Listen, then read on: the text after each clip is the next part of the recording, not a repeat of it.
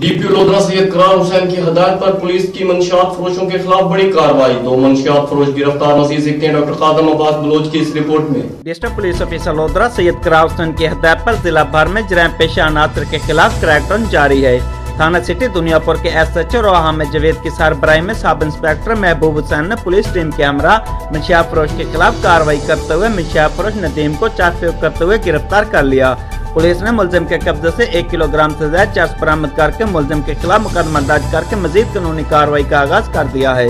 थाना सिटी लोधरा के SHO rice Ali Ansar की सरबराही में assistant sub inspector Mohammad Nasrallah Anjum ने पुलिस टीम के हमरा मंशिया फरोश के खिलाफ कार्रवाई करते हुए मंशिया फरोश मजहर को भांग फिरोख्त करते हुए गिरफ्तार कर लिया।